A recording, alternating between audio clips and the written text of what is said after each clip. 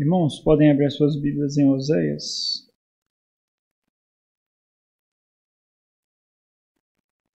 Um texto que nós lemos no capítulo 13.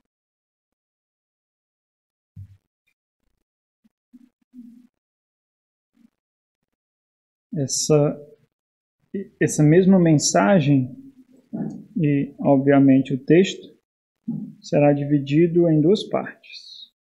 Nós começaremos hoje e, se Deus permitir, próxima semana, domingo, nós concluiremos. Vamos orar mais uma vez? Suplicar ao Senhor. Concordem comigo em oração para que o Senhor nos ajude com a sua misericórdia e graça, para que a palavra do Senhor seja pregada com fidelidade e temor. Vamos orar. Nosso Senhor, Deus bendito, mais uma vez, Pai, depois de ter cantado, lido, nós agora receberemos a exposição da Tua palavra. Nós temos plena convicção de que o Senhor falará profundamente ao nosso coração. Cura-nos da surdez, se eventualmente nós estivermos surdos.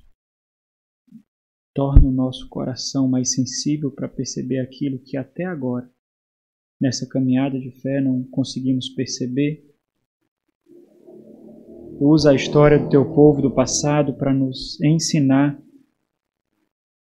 qual é o preço da rebeldia, da obstinação, do coração endurecido. Que essa palavra seja tão atual para nós agora como a hora que temos diante de nós, ó Deus. Que o Teu Santo Espírito ilumine a nossa mente e que a Tua palavra perfure o nosso coração, expondo-o a nós mesmos. Com a iluminação do Teu Santo Espírito, para que possamos discernir e sermos convencidos pelo Senhor de quem nós somos e do que precisamos, ó Deus. Que Cristo Jesus seja visto como nosso único Salvador. Amém. Meus irmãos, nós continuamos refletindo nesse tema maior de toda a exposição de Oséias. Nós vemos aqui que o amor pactual de Deus pelo seu povo independe do povo. Apesar do povo, Deus continua amando o povo que Ele escolheu para si. E nós vemos aqui na Antiga Aliança como constantemente isso aponta para a nova aliança em Cristo Jesus. Obviamente, Deus não ia amar um povo cujo coração não o deseja, cujo coração não sente prazer, satisfação, deleite nele, um povo que não vê em Deus a sua suficiência. Obviamente, Deus precisaria moldar esse povo segundo as suas próprias determinações, e é isso que nós vemos apontado todo instante para o nosso Senhor e Salvador Jesus Cristo e todos aqueles que são achados em Cristo Jesus. Aqui nós chegamos à seção final de Oséias, que trata do julgamento de Deus ao seu povo. No capítulo 14, nós já não vemos esse assunto sendo tratado. Nós vemos ali a promessa de restauração sendo exposta. E aqui, meus irmãos, talvez por ser tão comum, tanto nas exposições como nas leituras da Antiga Aliança, existe algo no juízo de Deus que deve nos chamar muito a nossa atenção. O fato de Deus, eu queria que vocês refletissem comigo nesse ponto, que talvez pode passar desapercebido. O fato de Deus julgar todos os povos do mundo não é surpresa alguma. O Deus supremamente santo, dono, detentor de toda a verdade, julgará todos os povos do mundo. Isso, até então, não é surpresa alguma. Mas o julgamento punitivo para o seu povo é algo extremamente gritante na história da redenção. Ser povo de Deus significa em medidas diferentes, observando as duas alianças, a ser extinguido do julgamento, da ira e da punição de Deus. Por isso, o fato de Deus julgar seu povo é tão gritante para nós. Outros povos não possuem a lei positiva de Deus. A lei que foi não somente verbalizada, mas escrita. Foi intencionalmente registrada, como que mostrando os termos através dos quais esse povo deveria se relacionar com Deus. Outros povos não têm essa lei, eles não sabem como é pautado o relacionamento redentivo com o Criador, com o Sustentador, com Deus Santo e Poderoso. Eles não têm essa noção. Por isso que uma característica muito singular da religiosidade deles é a idolatria. Porque eles não sabem como se achegar a Deus e não sabem quais são as exigências de Deus. Portanto, não é surpresa alguma para nós a expectativa de juízo e julgamento para eles. É algo, na verdade, esperado, é algo natural. Contudo, irmãos, para o povo pactuado com Deus, isso é perturbador. Não é por acaso que a Bíblia dedica tanto tempo, tanto espaço para tratar desse assunto. Nós vemos toda uma cerimônia sendo estabelecida, nós vemos todo um rito sendo cumprido, nós vemos a formalidade, nós vemos inúmeros profetas sendo levantados para advertir, conclamar, ensinar e acusar o povo, mostrando provas, mostrando evidências, coisa que não era necessário, irmãos. Deus, ele faz o que ele quer, na hora que quer, como quer.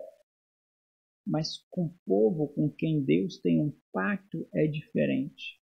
Existe uma cerimônia que precisa ser observada. Então, irmãos, a pergunta para nós, nessa dinâmica de julgamento do povo que está pactuado com Deus, é o que nós já fizemos algumas vezes. Essas perguntas já foram levantadas. Essa pergunta já foi levantada algumas vezes durante as exposições de Oséias. O que aconteceu com o povo pactuado com Deus? É claro que a resposta que eu vou oferecer para vocês não é a mesma. São aspectos diferentes na exposição de um mesmo coração, de uma mesma mente deturpada, corroída pelo pecado, corrompida pelo mal. O que aconteceu com esse povo pactuado com Deus?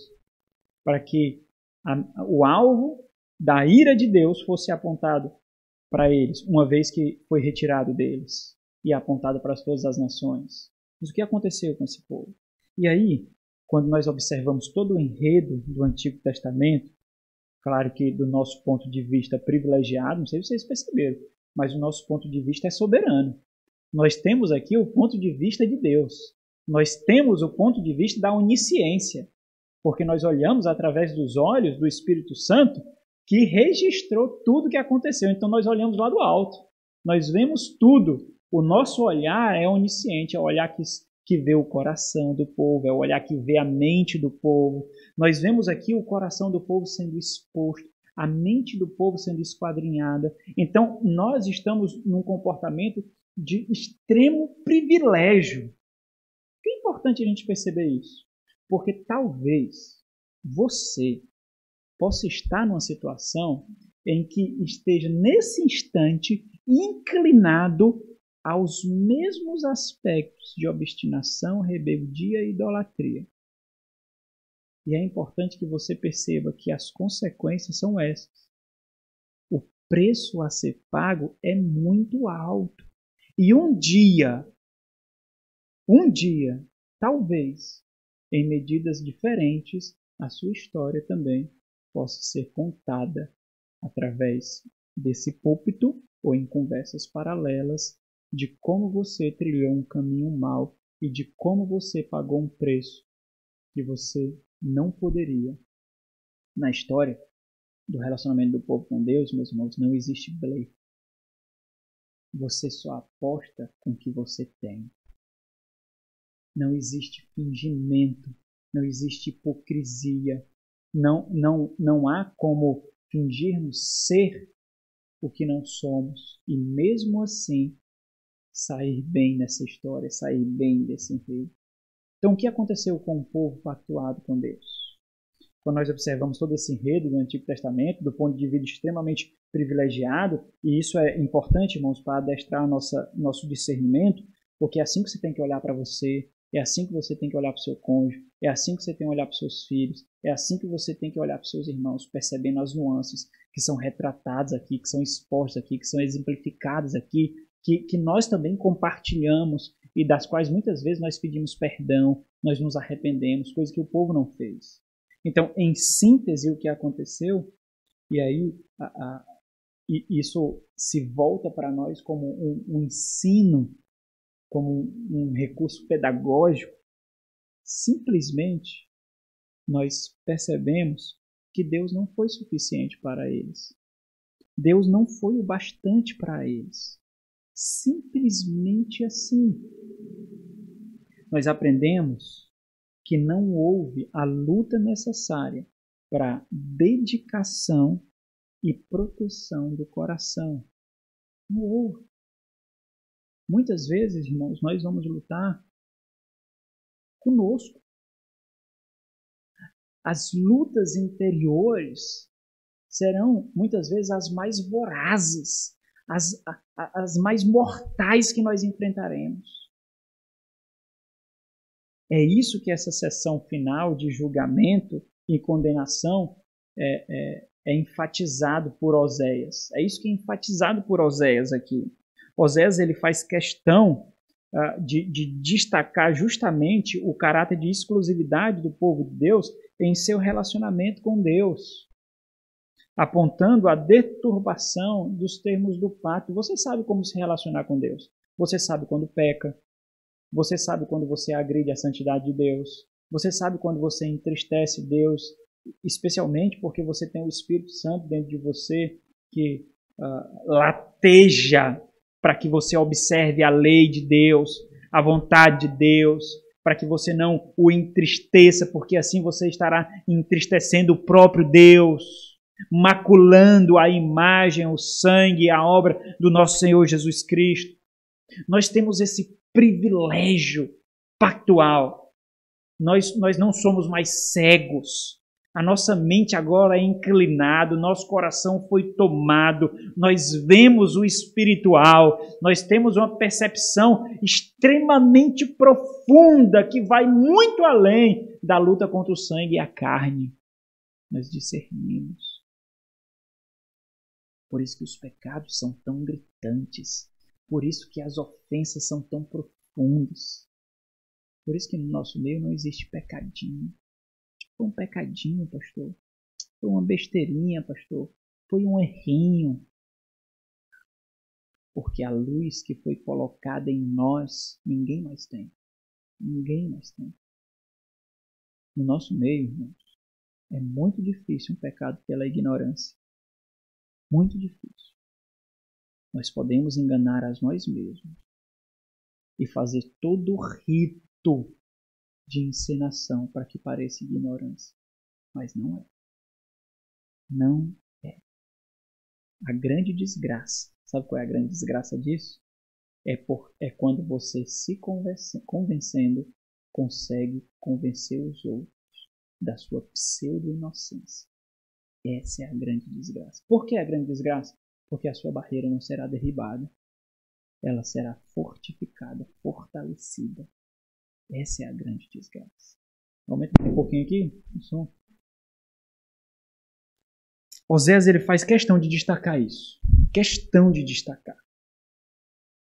Que houve uma deturpação dos termos do pacto. E o Senhor mostra que existe um pecado que acompanhou todas as gerações. Desde quando Deus tomou um povo para si, um homem para dele formar um povo, esse homem teve filhos, gerou uma nação, e desde então, continuamente, esse povo teve uma marca pecaminosa na sua história. É isso que Oséias faz aqui, mostrar essa marca. E aqui nós vemos, meus irmãos, que os 2 primeiros mandamentos eles foram continuamente quebrados pelo povo de Deus. Continuamente. E mais, agora mesmo, eles ainda incorrem no mesmo erro da idolatria. Abre em Êxodo capítulo 20. Vamos ver esses 2 mandamentos. Mesmo que vocês já os conheçam, né? Primeiro mandamento, não terás outros deuses diante de mim. Êxodo 20, versículo 3. Segundo mandamento, no versículo 4, não farás para ti imagem de escultura, nem semelhança alguma do que há em cima nos céus, nem embaixo na terra, nem nas águas debaixo da terra. Isso também está registrado em Deuteronômio capítulo 5. Esses 2 pecados eles foram continuamente corrompidos, continuamente quebrados pelo povo de Deus. Aqui o que o Senhor faz é denunciar que a idolatria sempre teve uma parte significativa do povo de Deus. Sempre a idolatria foi uma marca presente. Qual é o grande ponto de Oséias? Isso gerou sequelas. Essa idolatria criou raízes de tal forma que a árvore não poderia ser tirada sem que ela fosse morta. Esse é o grande ponto daqui. E aí eu quero fazer mais uma pergunta para os irmãos refletirem. Por que esse pecado é tão repulsivo, irmãos? Por que esse pecado ele é tão repulsivo? Porque a grande tragédia, a grande aberração, a grande ruína da idolatria está no fato dela testemunhar vividamente que não há satisfação no único e verdadeiro Deus. Por isso a idolatria é tão repulsiva, porque na idolatria Deus não recebe a glória pela satisfação. Deus não recebe a honra pelo deleite. Deus não recebe o mérito pelo contentamento. Simples assim. Deus é destronado por pecadores. Por isso que é tão repulsivo. E esse é o tema da mensagem. Quando o único e verdadeiro Deus não satisfaz. E aí eu tenho que explicar para vocês aqui um pouquinho, já que serão 2 mensagens, o propósito desse tema, irmãos. O propósito do tema da mensagem, segundo o texto que nós observamos aí, é mostrar o quê? Observe como o tema começa. Ele exige uma sequência, né? Quando o único e verdadeiro Deus não satisfaz. Então, o objetivo do tema é mostrar as consequências da idolatria.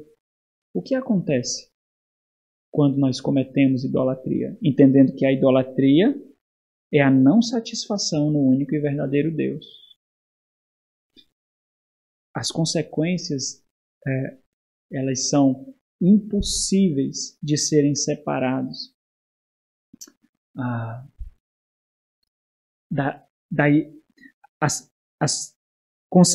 São consequências impossíveis de serem separados de um coração idólatra. O que é que eu quero dizer? Necessariamente, quando há idolatria, há essas consequências. São princípios que o Senhor estabelece aqui para que nós possamos aprender com eles. E aí, o que é que eu vou fazer? Eu vou evidenciar algumas nuances aqui, alguns aspectos da idolatria, quase sempre desprezados por nós, devido, evidentemente, da nossa compreensão errônea sobre idolatria, fruto dos ensinos da Igreja Católica Apostólica Romana. Quando nós, mesmo entendendo que ídolo pode ser não somente uma estátua, não somente um santo, o homem que morreu, mas percebendo que ídolo pode ser qualquer coisa que tome o nosso coração, mas ainda assim nós não conseguimos alcançar como nós deveríamos as nuances da idolatria. Diferente do que nós temos observado, agora a intenção do Senhor não é mais fazer um retrospecto da história do povo de Deus e, diante desse retrospecto, refletir sobre a história dele com o seu povo, do seu povo em devoção a ele. Esse não é mais o propósito dele. Essa sessão ela já chegou ao fim, embora em medidas diferentes nós vejamos aqui, obviamente, o Senhor fazendo pequenos recortes, mas sempre com muitas sínteses aqui mas mostrando um passado sintetizado e um presente igualmente pecaminoso. O ponto do Senhor aqui é destacar que o passado e o presente de Israel explicam o porquê do seu futuro. O passado e o presente de Israel explicam o porquê do seu futuro. Olha como isso é interessante para a nossa aplicação. O seu passado e o seu presente também explicam algo do seu futuro. Portanto, irmãos, embora nós possamos nos deparar com recortes da história, a grande questão aqui é que, mesmo agora, diante da terrível aniquilação, eles continuam com seus corações dedicados ao pecado. E a grande pergunta, então, é por que isso acontece?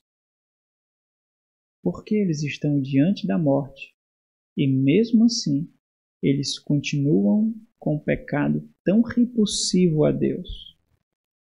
Lembra das raízes que, durante muito tempo, teve o privilégio de tomar os seus corações?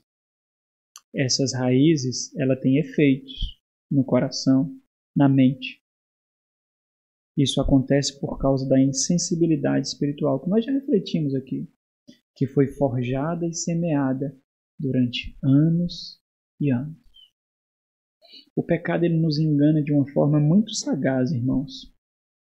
O pecado faz com que nós sejamos aplaudidos em público e repudiados em secreto. O pecado faz com que nós nos satisfaçamos na imagem, enquanto nós enfrentamos a dor de matar o espírito dentro de nós. O pecado faz com que nós o defendamos em público e sintamos prazeres mortais de deleite em secreto. O pecado faz nós pensarmos que nós vencemos por não sermos pegos. O pecado nos engana de forma a corroer o nosso intelecto, a nossa inteligência, a nossa sabedoria. O pecado, irmãos, nos deixa burros, tolos, estúpidos, ignorantes. O ídolo nos torna semelhantes a ele, inanimados, mortos. Por isso que quando os nossos pecados não são expostos por um irmão, pelo pastor, pela igreja, nós não estamos ganhando. Nós não estamos saindo bem na fita. Nós estamos construindo a pior armadilha contra nós mesmos. Quanto mais tempo esse pecado leva para ser destruído, para ser aniquilado, mais suas raízes silenciosamente vão tomando a nossa mente e o nosso coração. Aqui o que aconteceu foi isso, de tal forma em que é impossível remover essas raízes sem que a árvore morra. É impossível remover. E o Senhor mostra que houve um pecado que os condicionou a seguir o caminho de vários e vários outros pecados. O Senhor mostra aqui que o povo se tornou um câncer vivo. O povo está morto. E o Senhor diz quando ele começou a morrer. Quando ele morreu, o Senhor diz. Primeiro versículo aí. Então, nós vamos ver 5 pontos. Eu mostrei para os irmãos lá, botei no grupo, né? Mas olha as consequências. Quando o único e verdadeiro Deus não satisfaz. Primeiro, versículo 1. Tornamos a bonança em desgraça. Versículo 2 e 3. Quando o único e verdadeiro Deus não satisfaz, tornamos a vida uma profecia da própria aniquilação. Versículo 4 e 6. Nos tornamos nosso maior ídolo. Versículo 7 a 8. Tornamos Deus nosso maior inimigo. Versículo 9 a 14. Nos tornamos nossa própria ruína. São 6 pontos. Ó. Versículo 15 e 16. Nos tornamos alvo da justa ira de Deus. Os irmãos percebem que essas evidências servem para nos encurralar e nos mostrar o quanto nós somos devedores do Senhor e merecedores da sua ira. Primeiro ponto, meus irmãos, quando o único e verdadeiro Deus não satisfaz. Versículo 1. Nos tornamos a bonança em desgraça. Nós já vimos, meus irmãos, até aqui, versículo 1, certo? Que o que Israel é agora que eu digo, é ele enquanto nação. É ele enquanto uma nação próspera, uma nação cuja a sua extensão é notória. Então, o que Israel é agora, em termos de extensão, notoriedade e prosperidade, é tão somente resultado da bondosa ação divina. Foi a bondosa e poderosa mão de Deus que os formou. É isso que, de forma muito sintética, o versículo 1 faz referência. Ele faz isso de forma sintética porque ele já fez isso várias vezes. Quando Deus descreveu várias vezes que o tomou quando ninguém queria, quando ele era desprezado, Deus o tomou para si. Deus nutriu, Deus deu de comer, Deus fez prosperar, Deus ensinou, Deus exerceu paciência, Deus protegeu, Deus exerceu providência para esse povo. Mas toda essa bonança, toda essa riqueza que ele recebeu, toda essa prosperidade que eles desfrutavam, eles transformaram em desgraça por não tributar quem era devido os seus méritos. Observa a primeira parte do versículo aí. Quando falava, olha a potência que se tornou Israel. Lembra lá no tempo de Davi, meus irmãos. Davi subjugou todos os povos. Todos os povos. O maior império do seu tempo contra Israel foram os filisteus. E Davi subjugou. Quando Davi entregou o trono para Salomão, havia paz plena. Havia plena paz entre o reino. Israel tinha atingido um nível de poder e notoriedade que o tornou testemunho de potência para todas as nações. Quando Salomão tomou o trono, o nível de sabedoria que Deus o concedeu, somado ao nível de poder e notoriedade que a nação tinha, o tornou um dos homens mais conhecidos da época, onde era feita peregrinação para ouvir da sua sabedoria. Quando falava a Efraim, havia tremor. Foi exaltado em Israel.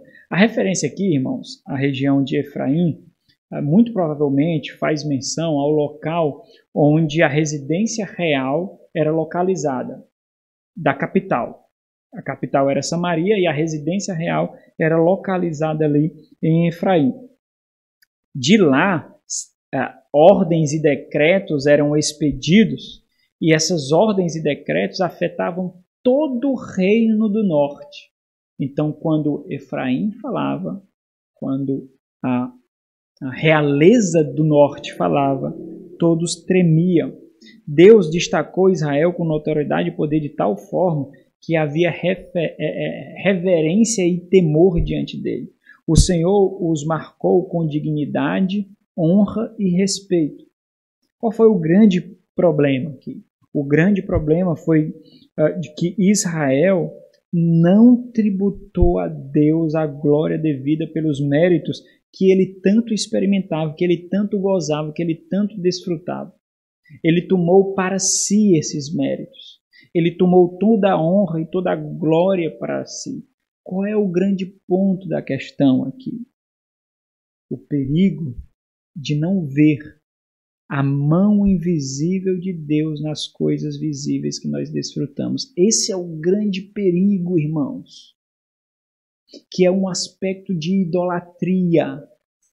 Quando nós roubamos de Deus a glória, a honra, os méritos, e nós tomamos para si todos os benefícios sem fazer o devido reconhecimento. Até no nosso meio isso é roubo, meus irmãos. Quando uma ideia é roubada, se chama de plágio. Até no nosso meio isso é roubo. Quando nós não fazemos isso, nós estamos sendo impressionantemente impiedosos. Por quê? Pois nós desfrutamos de tudo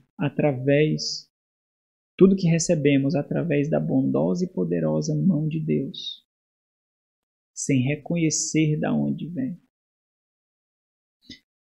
Isso é muito difícil de ser observado nos benefícios ordinários que recebemos. Os irmãos já imaginam que privilégio é, irmãos? Sempre ter comida para saciar a fome. O que é mais ordinário do que comer, irmãos? O que é mais ordinário do que isso? Talvez a única coisa mais ordinária do que isso seja o ar que respiramos. Nós temos fome e nós temos com que saciar a nossa fome. Nós temos sede e nós temos com que saciar a nossa sede. Nós temos todo mês, nós temos os recursos necessários para que nós nos mantenhamos vivos.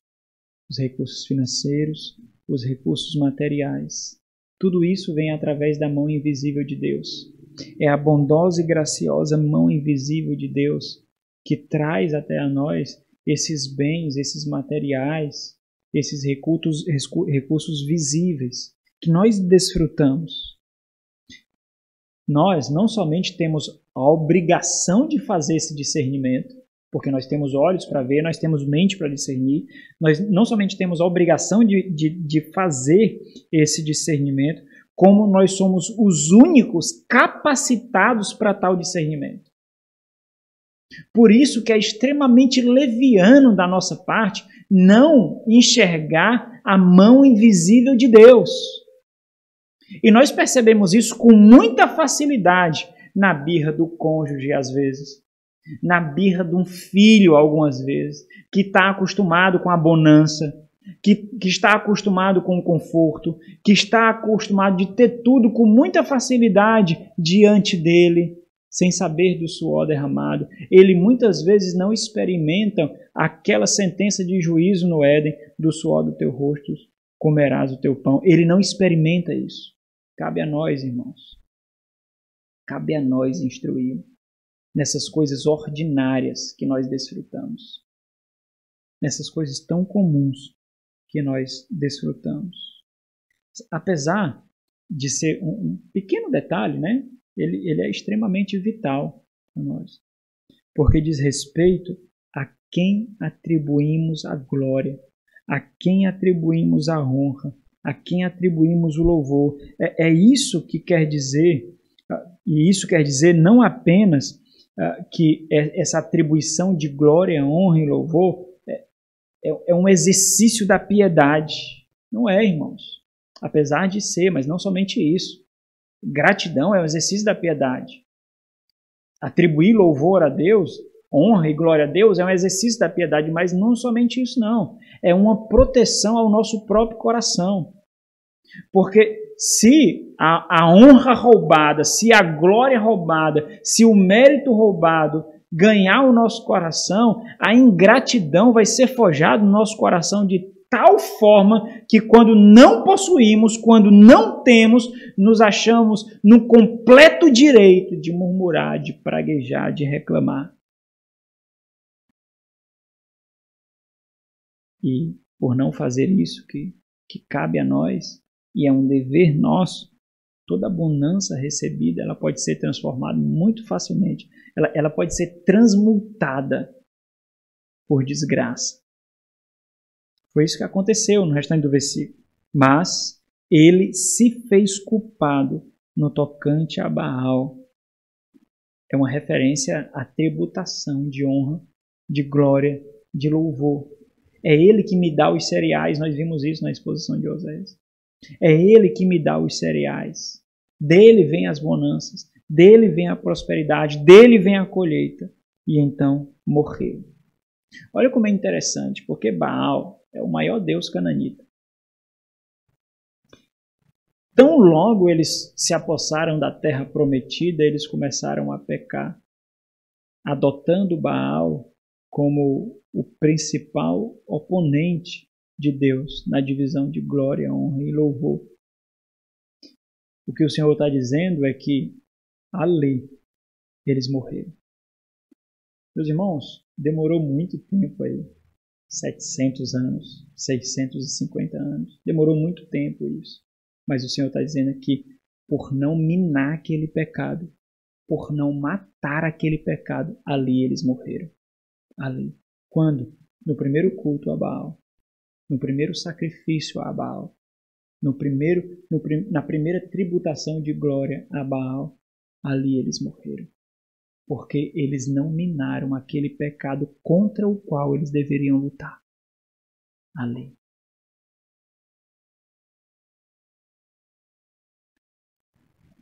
Aquilo que é grande, irmãos, não começa grande.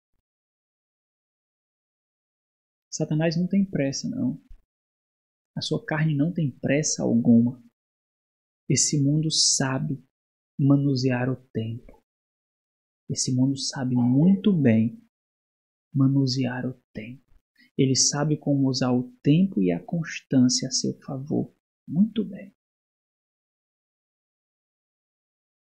Aquilo que nós vemos pequeno e não damos a devida atenção pode crescer silenciosamente, sem fazer no início grandes estragos, sem ter no início grandes consequências. Muitas vezes nós dizemos, mas também estão sendo muito rígidos, mas também estão sendo muito radicais, mas também estão sendo muito fundamentalistas, mas também não precisa desse rigor todo. Aprendamos com essa história, irmãos. Aprendamos com a história do povo de Deus. Aprendamos a discernir o dialeto de Satanás. É isso que acontece. Mas, pastor, tantos fazem assim, qual é o problema? Eu vejo outros crentes fazendo isso. Eu vejo outros crentes se comportando dessa forma. Eu conversei com um pastor tal e ele não viu problema algum. Eu conversei com um pastor celebridade e ele não enxergou problema algum, pastor. Qual é o problema disso? Lembra que Satanás falou por Pedro, você se lembra? Você se lembra que ele falou por Pedro? Lembra, né? Lembra que Satanás pode se transformar até em anjo de luz, para, se possível for, enganar os eleitos. Você se lembra disso? Lembra, né? Não despreze as pequenas sujeiras na sua vida. Não despreze.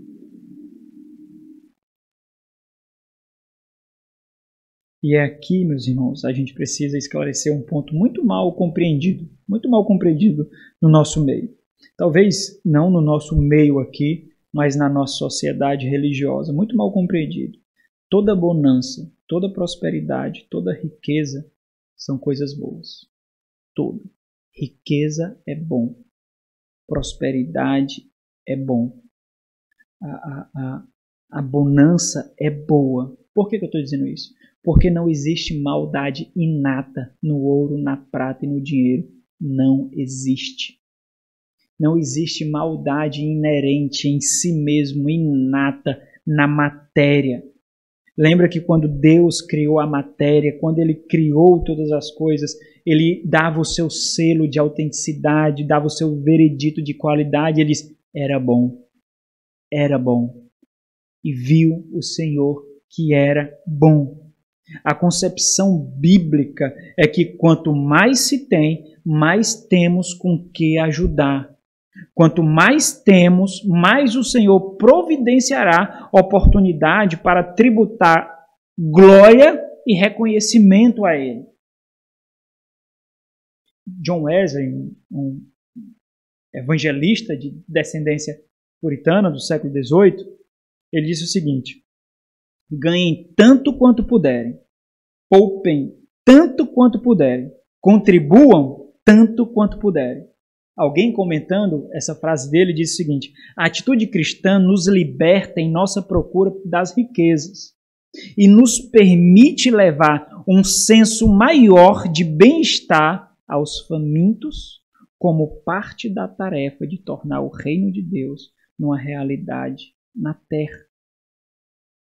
Meus irmãos, a exaltação da pobreza e a demonização da riqueza veio somente por causa da deturpação iniciada pelas religiões de mistério gregas ali logo nos primórdios da igreja.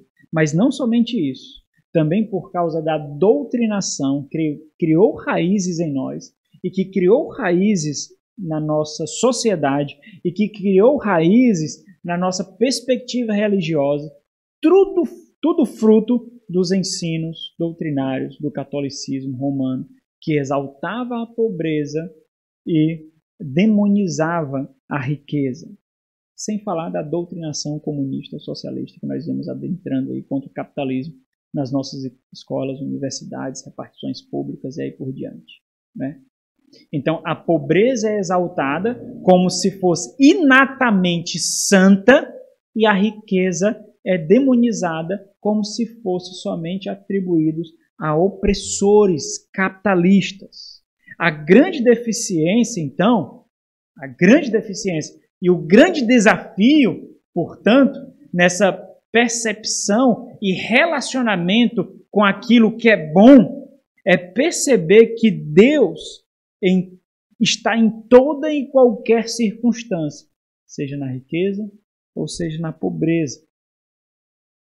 Embora, mesmo diante de grande nível de dificuldade que há na pobreza, que há na escassez, é ainda mais difícil discernir Deus na prosperidade. Nós vimos um pouco disso, não vimos? Na quarta-feira passada, nós vimos um pouco disso. Falando do verdadeiro discernimento de Deus na riqueza. Não é à toa que o Senhor, observe que ele não fala isso aos pobres, mas ele fala aos ricos. É mais difícil um rico passar pelo fundo de uma agulha do que entrar no reino de Deus. Vocês já viram ele falando isso de algum pobre? Não tem. Não tem. Isso mostra o desafio de discernir Deus na bonança. Eu estava acessando as redes sociais essa semana, acho que foi ontem, que eu vi de uma casa de sushi aqui em Russas, um biscoito da sorte. E o biscoito da sorte postou uma frase, abriu e postou uma frase. Interessante a frase, eu notei e trouxe para vocês. Olha o que ele disse. É preciso ser mais virtuoso para suportar a prosperidade do que a adversidade. Olha que interessante. É isso mesmo. É isso mesmo. O desafio, irmãos, da intencionalidade cristã nesse assunto é perceber que o seu trabalho, o seu sucesso, recursos e bens vai muito além de si mesmo e da sua família. Esse é o grande desafio.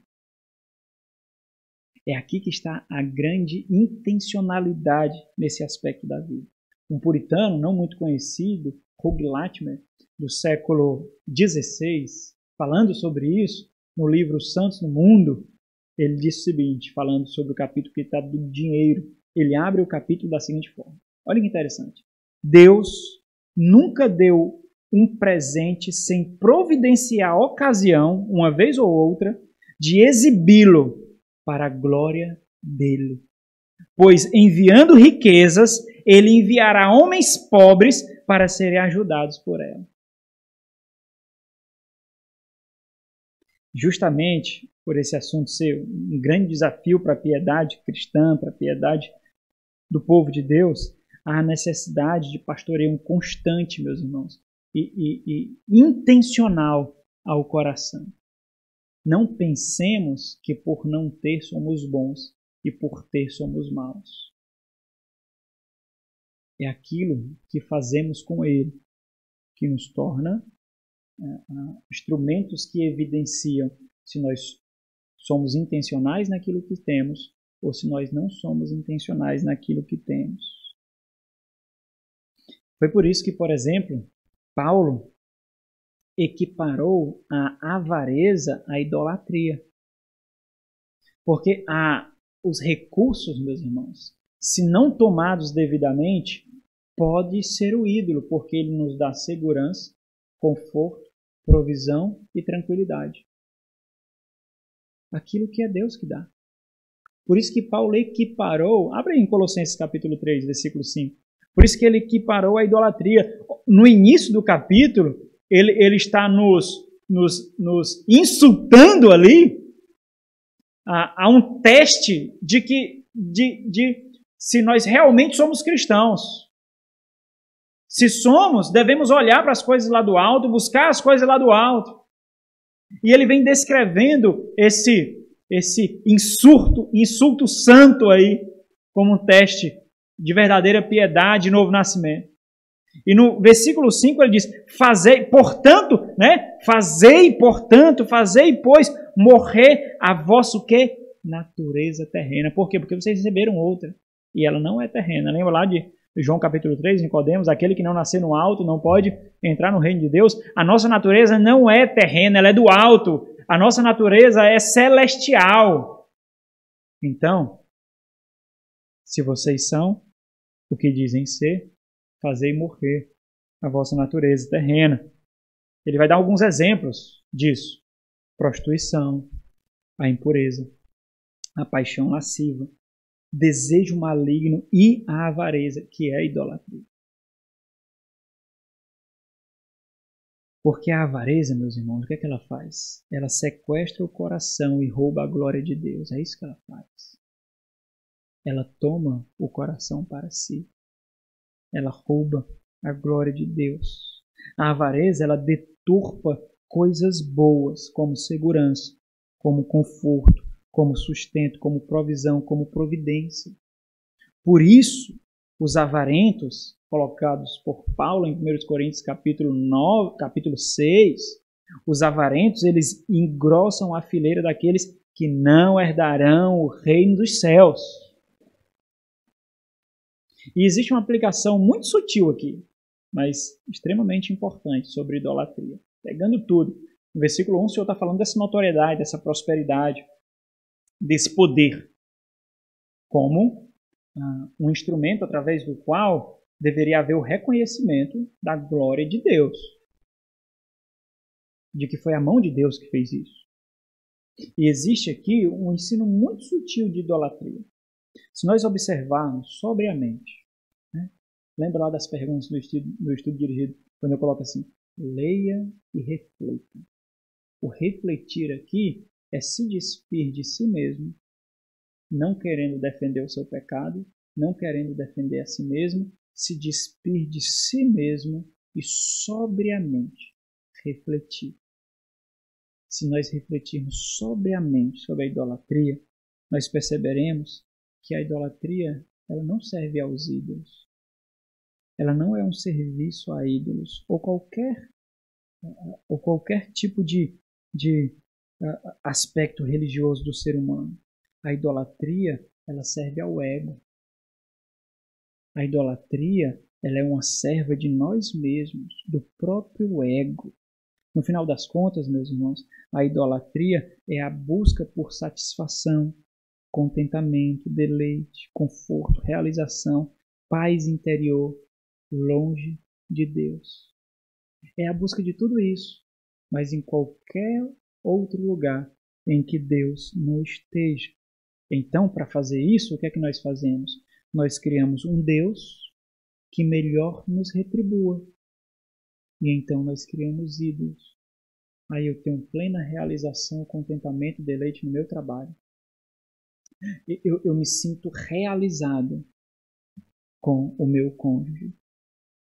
Eu tenho assim uma felicidade tão inata, sem a qual eu não existiria no meu filho, nos meus bens, na minha posição, no meu grau de instrução, na minha estabilidade. Então nós criamos um Deus que nos retribua, que nos sirva a isso, ao mesmo tempo que nós nos tornamos iguais a Ele. Olha, observa o versículo 1 de novo do capítulo 13.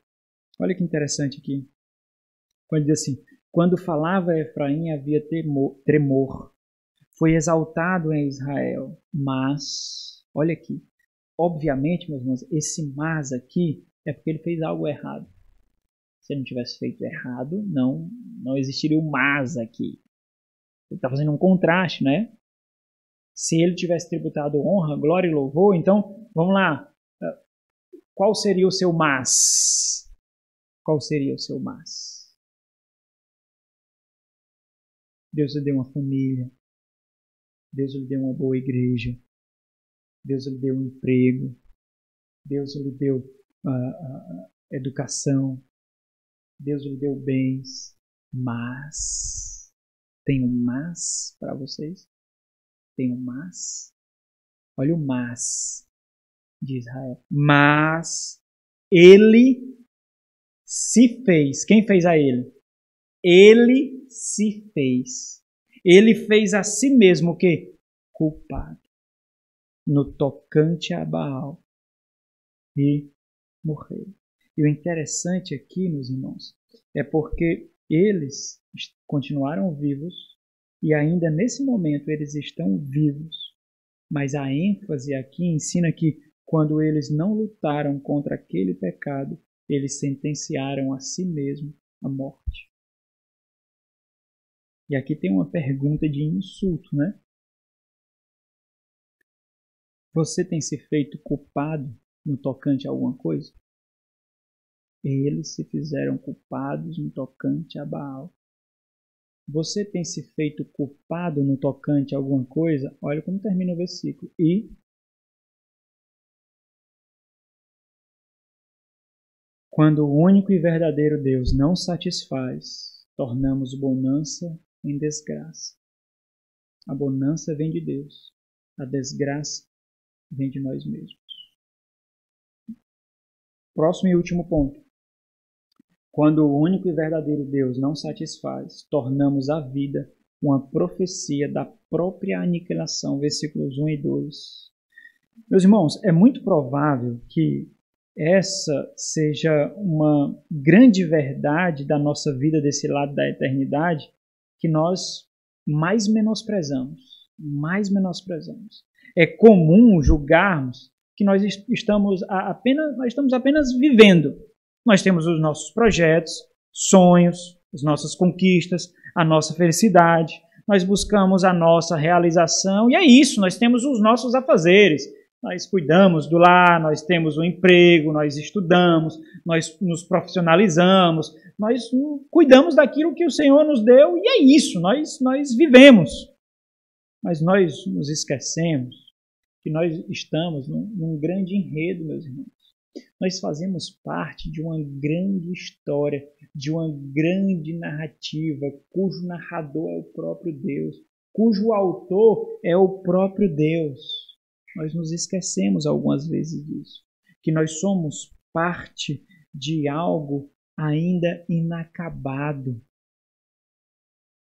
Embora tudo diga respeito à glória do Deus Trino, em algum nível, essa glória será tributada a Deus por meio de nós, seja pela salvação, seja pela condenação.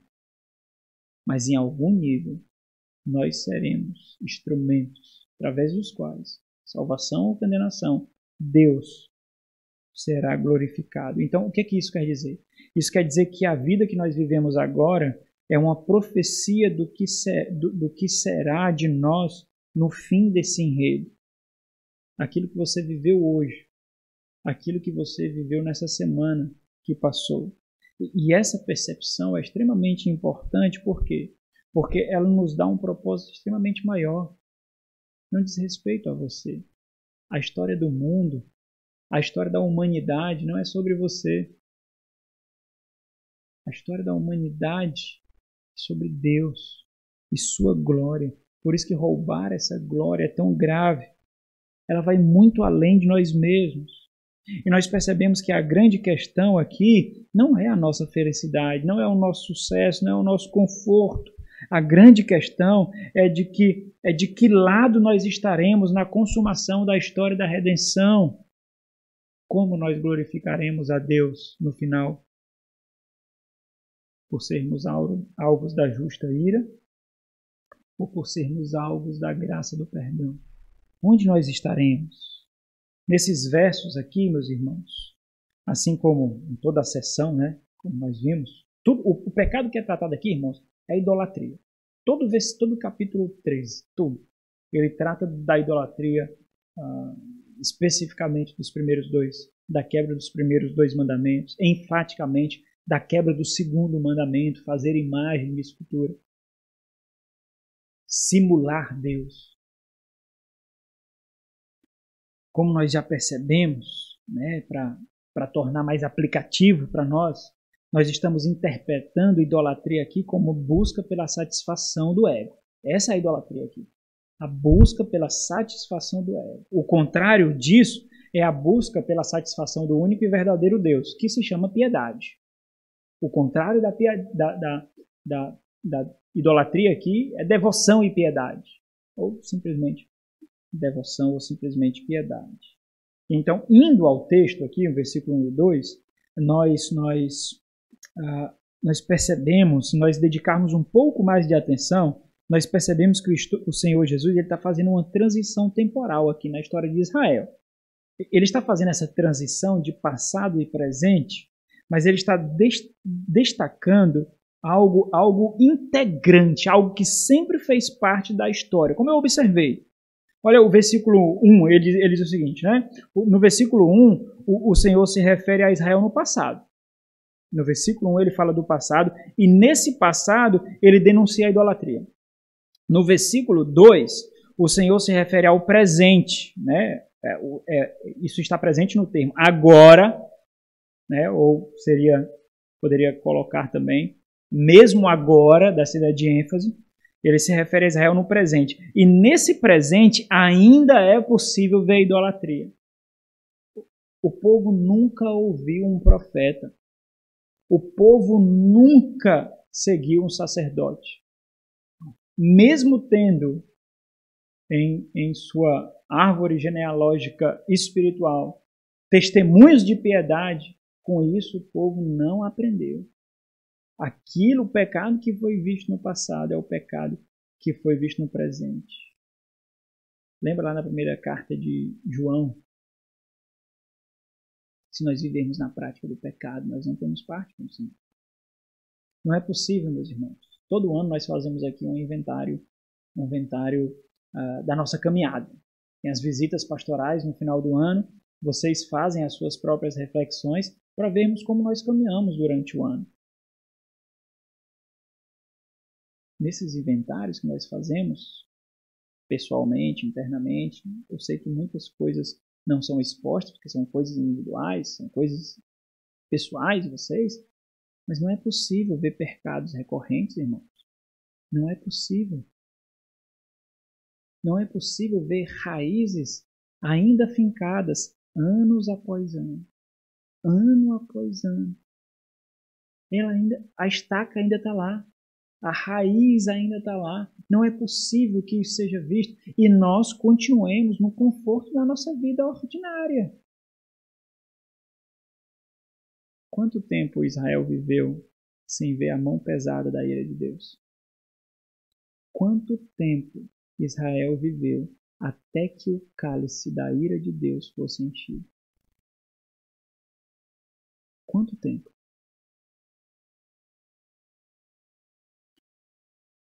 Não menosprezemos a misericórdia de Deus que nos dá a oportunidade de arrependimento, irmãos. Não menosprezemos.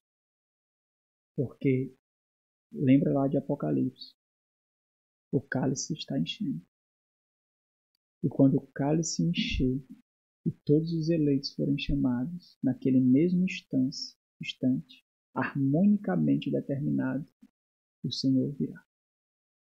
O Senhor virá consumar, separando bodes e ovelhas, destinando os bodes para a perdição eterna e as ovelhas para a eternidade de glória com ele. O cálice está enchendo. Quando ele diz agora, fazendo esse contraste do passado e do presente, eles agora, mesmo agora, pecam. mais e mais. E da sua prata fazem imagem de fundição. É simbólico a prata e o ouro aqui, porque é o recurso de prosperidade que Deus deu. O recurso de prosperidade que o Senhor deu, vocês utilizam para corromper a minha glória, para me machucar, para sujar, simbolicamente falando aqui, a minha santidade. A santidade de Deus não pode ser sujada. A minha santidade, aquilo que eu dei. Deus deu o seu filho para quê? Você sabe para que Deus deu o seu filho? Não foi bater fotinha para botar na internet, não. Deus não deu o seu filho para isso. Não foi para ostentar a beleza, a educação, a inteligência. Não foi para o seu agrado, deleite. Deus não deu o seu filho para isso, não. Ele é uma flecha. Onde você vai acertar essa flecha? No inferno? Onde você vai acertar essa flecha? No inferno? Porque ele é uma flecha. Ele é uma flecha. Onde? Onde você está mirando? Naquele alvo que foi corrompido no Éden? É lá. Para mirar lá. Aquilo que Deus lhe deu. Deus lhe deu o seu cônjuge. Deus lhe deu o seu trabalho. Honre. Você pode ter o pior patrão do mundo. Honre! Seja grato ao Senhor. Deus lhe deu condições de estudos. Deus lhe deu essa igreja. Honre. Não é possível que aqueles mesmos recursos que Deus deu em graça, amor e misericórdia sejam utilizados. Esse é o cúmulo da perversão, irmãos. Sejam utilizados para blasfêmia e corrupção da glória de Deus. Não é possível isso. E da sua prata fazem imagens de fundição. A expressão seguinte a essa, meus irmãos, destaca, olha como é interessante, como o pecado da idolatria, ele lembra lá que eu falo algumas vezes, eu parei de falar isso, há muito tempo que eu não falo isso, mas eu falava muito que o pecado deixa a gente burro, né? O pecado da idolatria, ele nos infantiliza, nos tornando tolos, elimina o nosso discernimento, para quê? Para que nós sejamos cada vez mais suscetíveis, cada vez mais maleáveis, manipuláveis pelo pecado. Olha aqui quando ele diz, da sua prata fazem imagens de fundição, ídolos segundo, de acordo com... Olha como isso é interessante para mostrar o nosso coração. De acordo com o seu conceito. Conceito aqui da ideia de habilidade, de destreza, de entendimento. Poderia ser também, destreza, no que se refere a entendimento, poderia ser de acordo com a sua sabedoria, no que se refere à sua capacidade de discernimento. É aquilo que você alcança. É aquilo para que a sua mente é inclinada. É aquilo que você consegue discernir. Observe que não chega a Deus esse alcance. Reside nas coisas criadas, não chega no Criador. Ídolo segundo o seu conceito. Olha aí a ênfase. Todos obras de artífice. O que ele está dizendo aqui? São criados com as suas mãos. Vocês adoram com aquilo que eu dei, aquilo que suas próprias mãos criaram. É o que o Senhor está dizendo para Israel. Olha a tolice e não perceber como é ridículo adorar um pedaço de gesso, um pedaço de madeira, um pedaço de pedra, obras das suas mãos. E ainda assim, mesmo sendo obras fabricadas por vocês, que vocês elevam à divindade, ainda assim vocês dizem, sacrificai a eles. Sacrificai a eles.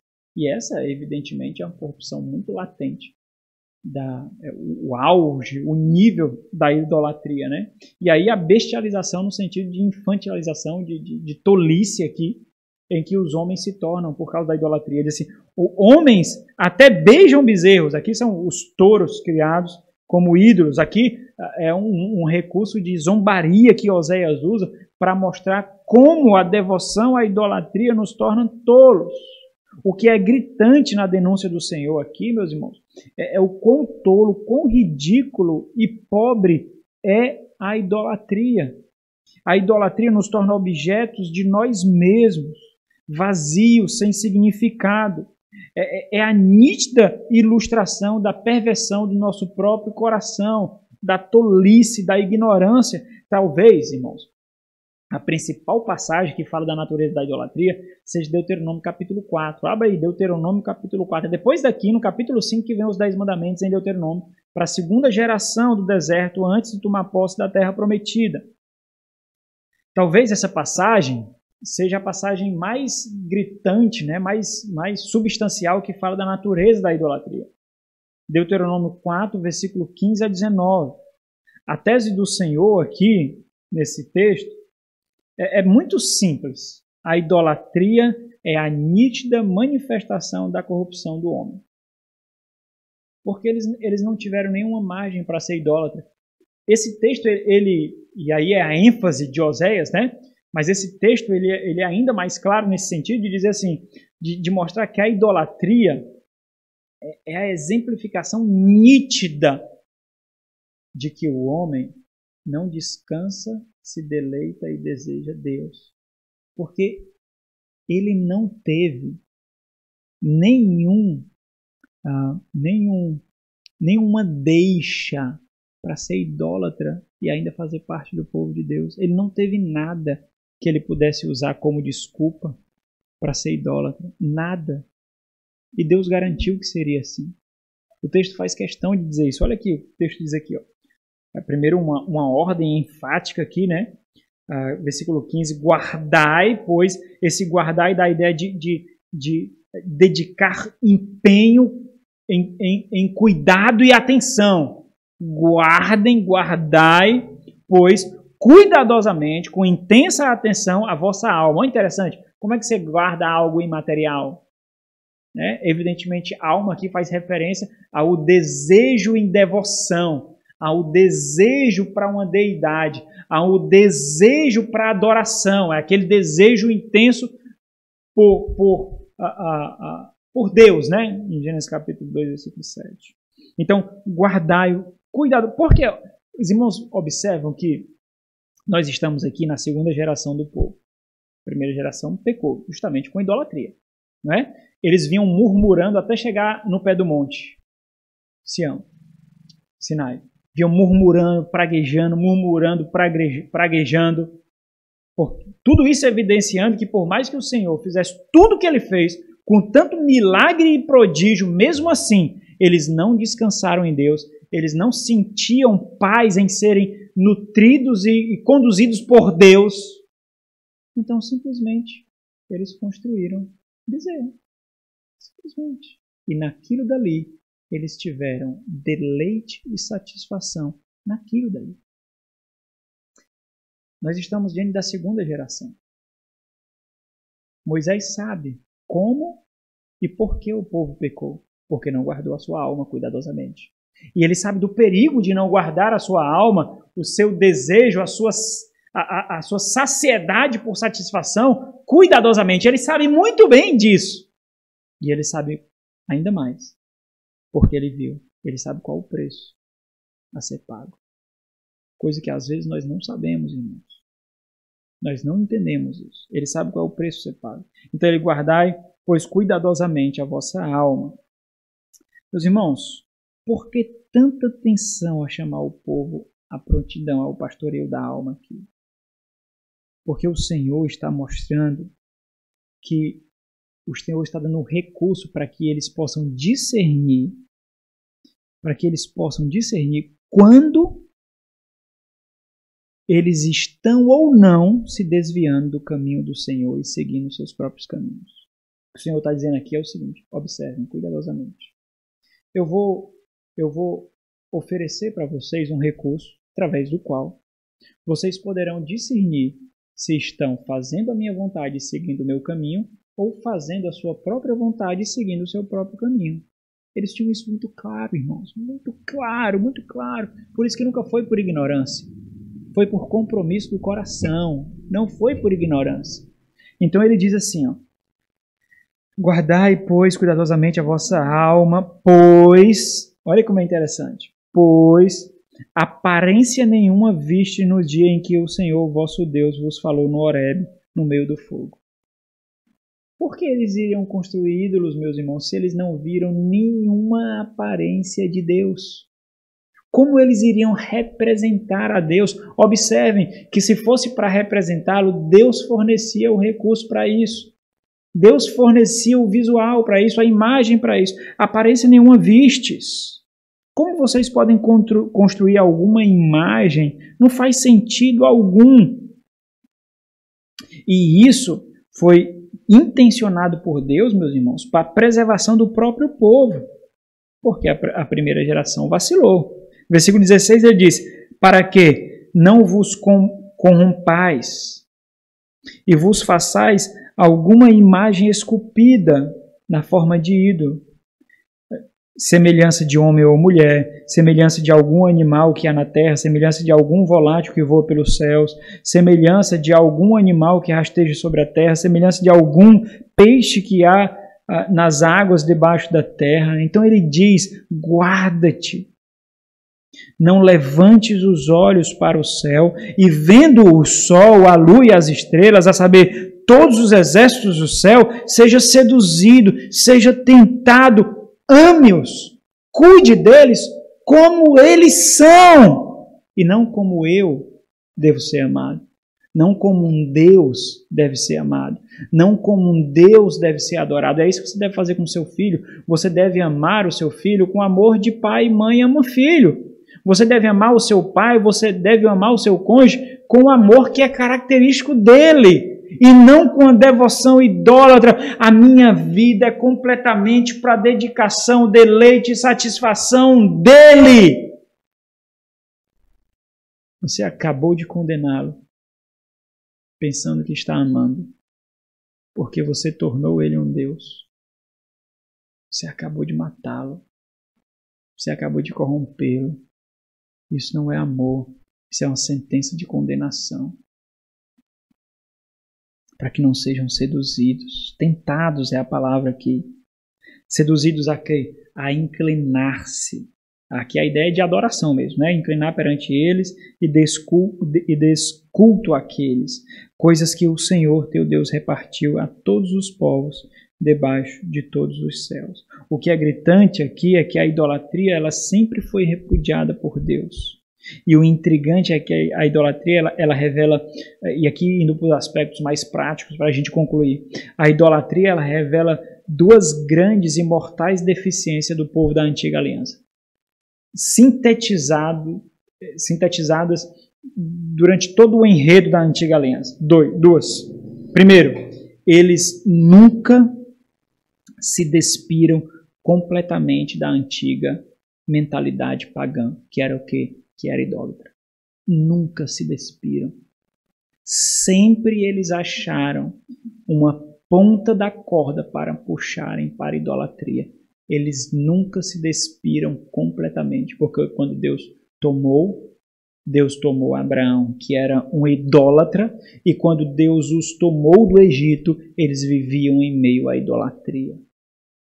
Segunda, eles eram muito influenciáveis pela cultura dos povos vizinhos, que eram o quê? Idólatra. E essa é a mais gritante. Apesar da primeira ser mais sutil, essa é extremamente gritante. Por quê, irmãos? Porque isso mostra duas outras características. A primeira, o paganismo e o mundanismo do seu tempo sempre foi o ponto fraco deles. Sempre. Eles eram constantemente influenciados pelos povos vizinhos. Todos os povos vizinhos eram idólatras. Todos, menos o povo de Deus. Todos os povos vizinhos, deixa eu explicar melhor, tinham como divindades ídolos, construções fabricadas por suas próprias mãos. Todos! Isso fazia parte da sua religiosidade. Isso fazia parte da sua cultura, da sua mentalidade. Menos o povo de Deus. Menos. Mas sempre o povo de Deus foi influenciável para a cultura pagã e mundana. E isso foi a grande perdição do povo de Deus. Cuidado com as portas abertas da sua mente e seu coração. Cuidado com o acesso que você dá a amizades ímpias. Cuidado com acessos que você dá a colegas de trabalhos ímpios. Cuidado com o acesso à mente e o coração que você dá na sua escola, na sua faculdade, na sua rua, na sociedade. Muito cuidado com as racionalizações. Muito cuidado, porque Satanás está ao nosso derredor. Ele fareja brechas. Ele sente o cheiro. Ele vê a fresta aberta. Muito cuidado. Foi nisso que o povo vacilou, irmãos. Eles não lutaram tanto quanto era necessário para serem fiéis e leais ao Senhor. Qual é o ponto aqui? Qual é o ponto da questão? Eles sempre foram facilmente seduzidos. As guardas não eram levantadas quanto deveriam. E aí vocês podem fazer as suas próprias aplicações aqui.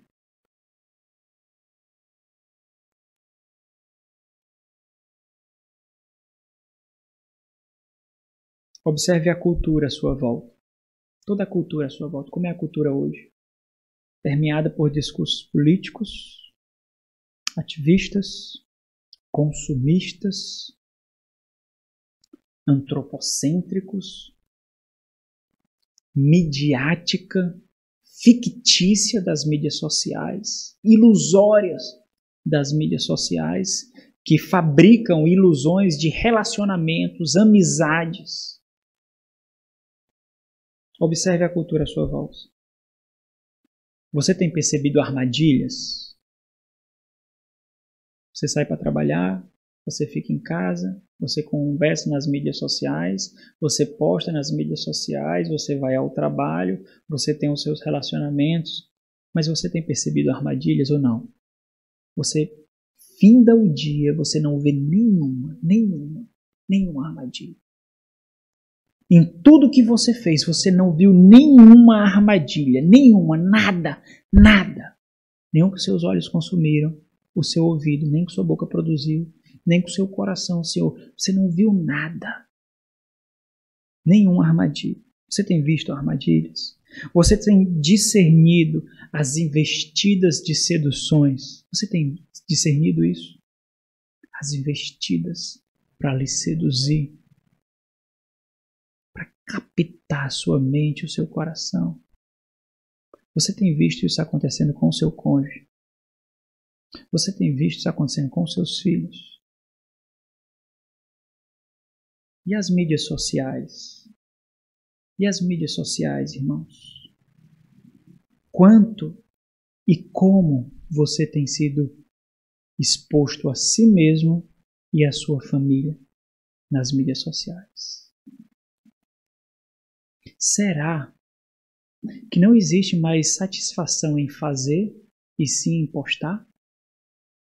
Será que existe uma necessidade de postarmos para termos prazeres? Será que a nossa mente não está sendo condicionada a isso e você não percebe? Será que existe uma necessidade de exaltação daquilo que você curte, daquilo que você se deleita, daquilo que você é beneficiado, daquilo que você tem prosperidade? Porque no final das contas, mesmo que virtuais, você quer os aplausos e com isso você está vendendo os galardões? Será que não? Olha, meu irmão, entre vocês mesmos, eu vejo postagens que eu digo assim, meu Deus, não tinha necessidade disso não. Será possível? Meu Deus do céu. E eu olho, hein? Eu sou pastor de mídias sociais também. Eu olho mesmo. E vai para conta. Um dia eu posso precisar usar. Eu fico, meu Deus, que é isso? Vocês percebem o quanto vocês estão expondo as crianças de vocês? Vocês percebem isso?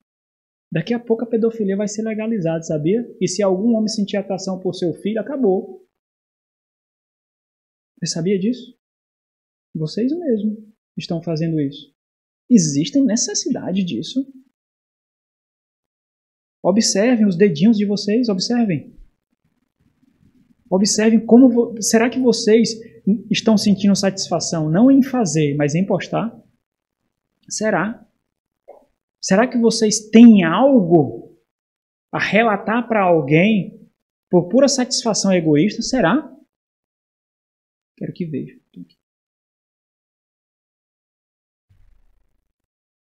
Talvez nós deveríamos refletir sobre a teologia da privacidade. Mas talvez não deveríamos. Vocês têm usado a rede social para evangelizar, irmãos? Vocês, através das redes sociais de vocês, quem tem aparecido é Deus ou vocês? É Cristo ou vocês? Vocês, meninas, vendo as redes sociais de vocês, os homens sentem atração? Sentem? Cuidado. Muito cuidado. Não se façam de objetos, porque vocês vão ser tratados como tais. Não se façam de objetos. Discernam as armadilhas. Vocês, menininhas, estão criando corpo. Estão forjando o corpo de vocês. Estão enchendo de hormônios. Existem muitos leões aí.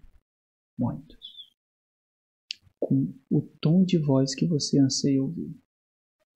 Usando as palavras que alcançarão o seu coração. E depois do seu coração ser capturado, sem sombra de dúvidas, você vai sair da igreja. Não tenho dúvidas disso. Olha para a história do povo de Israel. O coração dele foi capturado. Agora chegou o boleto. Eles vão pagar o preço. Só que eles vão perceber, lá na Babilônia, que eles não podem pagar. Eles não podem.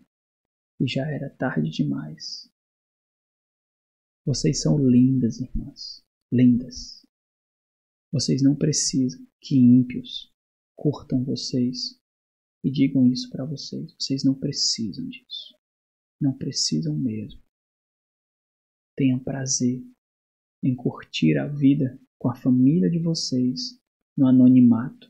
Ninguém mais precisa saber. Ninguém. Não estou falando de uma eventualidade para esbanjar gratidão, porque está no povo de Deus, contentamento, alegria, como nós fizemos com as crianças ali no Patins.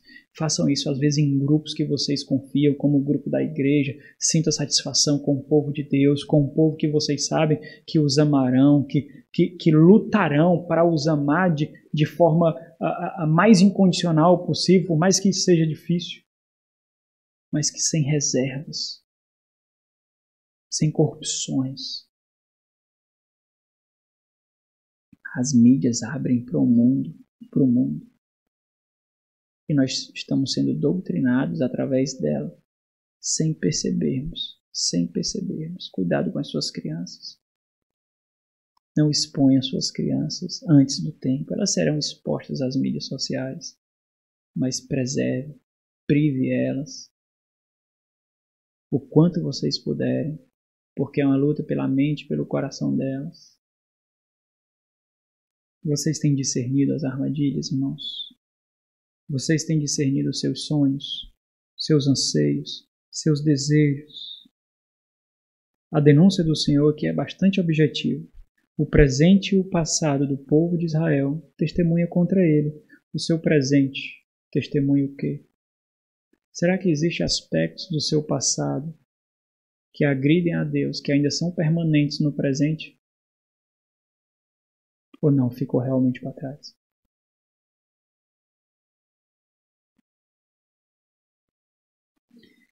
Vivendo dessa forma, não encontrando satisfação no único e verdadeiro Deus, eles se tornaram profecias vivas do próprio coração, de si mesmo, da própria aniquilação. Versículo 3, para finalizar.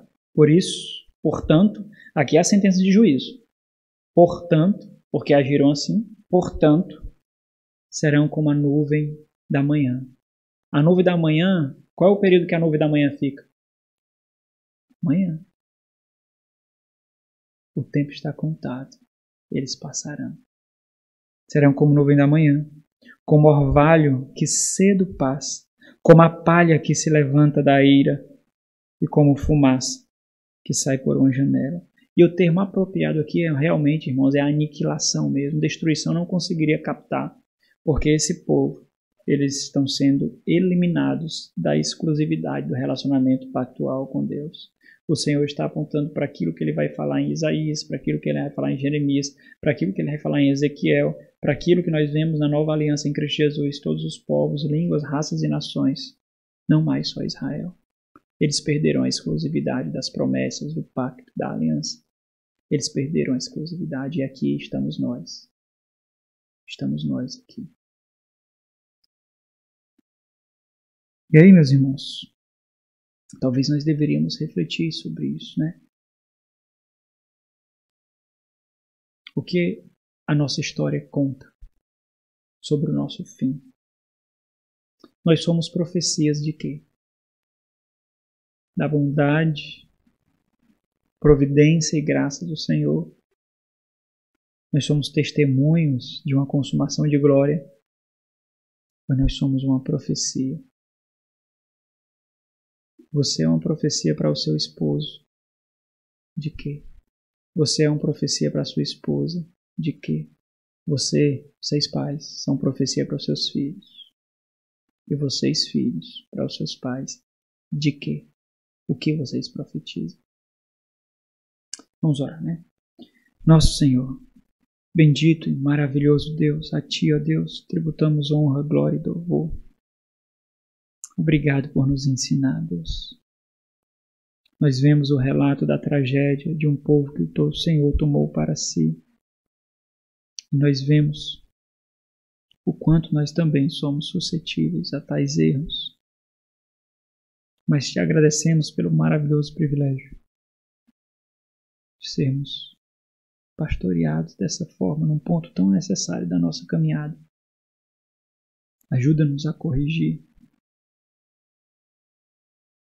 os erros, os vacilos, as omissões. Ajuda-nos a arrancar as raízes que talvez nós tenhamos sido tão omissos e elas têm crescido silenciosamente, tomando nosso coração. Que não seja tarde demais, ó Deus. Arranca-as.